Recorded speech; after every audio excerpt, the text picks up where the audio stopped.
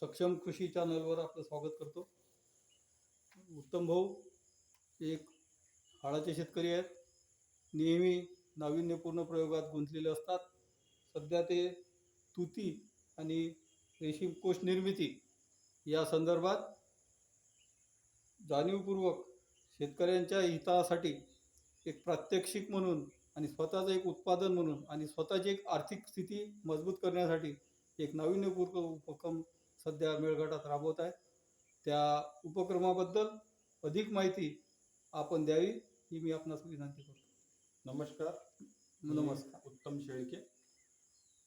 रेशीम शेती ही एक शाश्वत शेती आहे. इथे कुठल्याही प्रकारची आपत्ती आल्यावरही पीक पूर्णपणे येते हातात.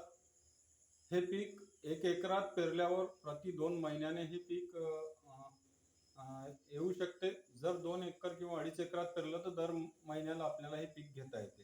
हे पीक ह्या शेडच्या अंदरचं असल्या कारणानं शाश्वत आहे. इथं 100% आपल्याला पिकाची हमी आहे. या शेडमध्ये टेम्परेचर मेंटेन करणं एक आवश्यक आहे. अंडपुंजे आल्यावर त्या किड्यांना या रॅकवर, ही जी रॅक दिसत आहे या रॅकवर आपल्याला ठेवायची आहे आणि शेतातून ते तुती कापून त्यांना द्यायची आहे. जवळपास ही प्रोसेस एक 15 दिवसाची आहे. 15 ते 18-20 दिवसापर्यंत खाद्य द्यायची, पाला द्यायची. त्याच्यानंतर 4-5 दिवसात ऑटोमॅटिक कोश पूर्णपणे होते. अशी म्हणजे ही जवळपास 25 दिवसात पूर्णपणे हातात पीक येणारा असं हे रेशीम उद्योगाची प्रक्रिया आहे. याच्यात शाश्वत हे पीक येतेच. मला आता जवळपास 32,000च्या जवळपास पहिलं पीक आहे. कमीत कमी झालेलं आहे. चांगल्या प्रकारचं कोश नाही देऊ शकलो मी, परंतु याच्या पुढे आता मी चांगल्या प्रकारचं कोश उत्पादन करेन आणि जास्तीत जास्त कसे पैसे मिळवता येईल त्याच्याकडे माझं फोकस आहे. म्हणजे या शेतीमधून वर्षातून 6 बॅच जर निघाल्या, 50,000 जरी पकडलं तरी 3 लाख रुपये हे वार्षिक उत्पन्न एका एकरासाठी फिक्स आहे. हे त्यासाठी महत्त्वपूर्ण आहे. आपल्या पुढं जाऊ आपण बघायला की तुतीची लागवड. त्यानंतर तुतीची लागवड ही 3x5x2 वर केलेली आहे आणि हे पूर्णपणे एका एकरात आहे तुतीची लागवड. हे शेड आहे. त्याला याचा आकार काय आहे?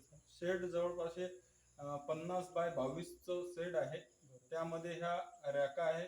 40x5च्या 2 रॅका आहे. यामध्ये 4 कप्पे आहे. 4 कप्पे. हे 4ही कप्प्यामध्ये आपले जे आपण अंडीपुंजी म्हणता ती आणून आपण यामध्ये टाकता. खाली मी बघितलंय तुमचं. आधी तुम्ही हे जे वायर आहेत त्याच्यावर पेपर टाकता.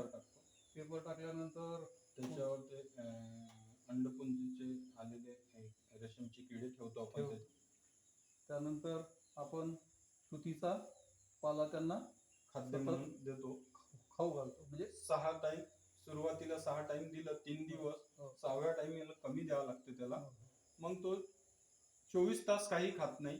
त्याच्यानंतर 24 तासानंतर परत 6 फीडिंग करावं लागते किंवा 7 फीडिंग करावं लागते.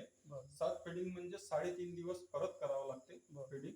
3.5 दिवस झाल्यानंतर परत ते जवळपास 48 तास काहीच खात नाही. म्हणजे 12 दोन्ही 24 तास, 24 आणि 48 म्हणजे 2 दिवस त्यांना कुठल्याही प्रकारचं खाद्य लागत नाही.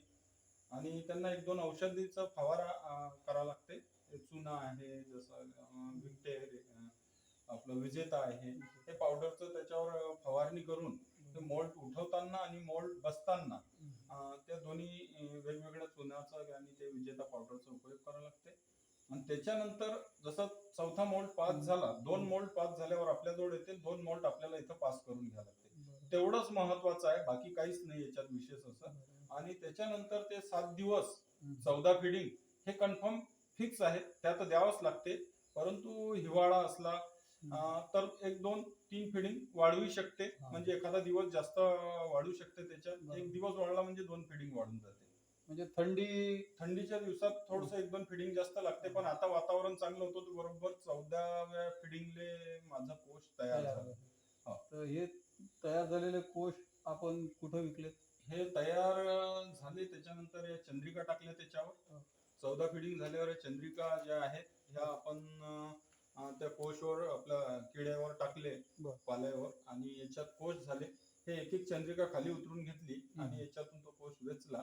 बरं. वेचून झाल्यावर दुसऱ्या दिवशी आपण याला बीड मध्ये चांगला मार्केट आहे. बरं. बीड मार्केट, जालना पण आहे, आपलं विदर्भातलं इथं बडनेराला पण आहे. पण इथं सध्या व्यापाराची वगैरे कमतरता असल्यामुळे आपण बीडला चांगलं मोठं मार्केट असल्या कारणानं आपण बीडला घेऊन गेलो होतो. मी आज एकटा शेतकरी आहे म्हणून मी इथं घाट्यात आहे, पण मला या जायचा जो ट्रान्सपोर्टिंग जो आहे तो जास्त एकट्यामुळे पडतो. जर जसे घोटी सारख्या ठिकाणी आपण म्हणजे मेळघाटातले शेतकरी जर यासाठी पुढे जर आले 10 आणि यामध्ये जर अधिक शेतकऱ्यांनी लागवड केली उत्साह आणि घेतला. या सगळ्या प्रक्रियेमध्ये जर अधिक शेतकरी जुडले तर तुमच्या म्हणण्यानुसार की आपला जो ट्रान्सपोर्टेशनचा जो खर्च आहे हा कमी होईल आणि आपला लाभाचं प्रमाण जास्त वाढेल. वाढेल. तर यावेळेस तुम्ही काय किलोने विकले साधारण? यावेळेस ते 455 रुपये रेट मिळाला.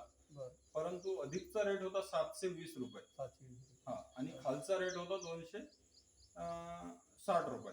म्हणजे म्हणजे त्या आपण कोशाची क्वालिटीवर सगळं हो. निर्भर करते. म्हणून हे जेव्हा रेशीम शेती करतो त्यावेळेस सुरुवातीपासून शेवटपर्यंत इथं जाग्यावर असणं हे अति महत्वाचं आहे.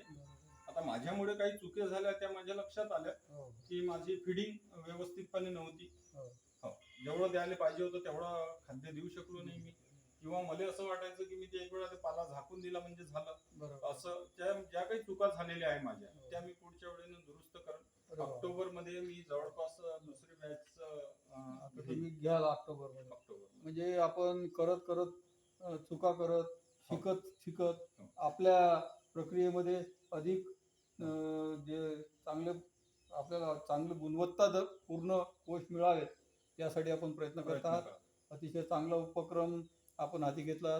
माझ्या ऐकीव माहितीप्रमाणे आपण अनेक शेतकऱ्यांना या उपक्रमामध्ये येण्यासाठी उद्युक्त करत आहात. माझी सगळ्या मेळघाटामधील शेतकऱ्यांना अशी विनंती राहील की आपण उत्तम भाऊंच्या मार्गदर्शनाचा आणि सहयोगाचा फायदा घ्यावा आणि या रेशीम शेतीकडे वळावं. अतिशय कमी दिवसात आपल्याला आपली आर्थिक स्थिती भक्कम करणारं हे एक अतिशय चांगलं एक माध्यम आहे. एवढं बोलून आणि उत्तम भाऊंचे आभार मानून सोबतच आमचे नागूलाल धांडे सरपंच गुटी यांचेही मी आभार मानतो, कारण की त्यांच्यामुळे मी इथपर्यंत आज पोहोचू शकलो. धन्यवाद.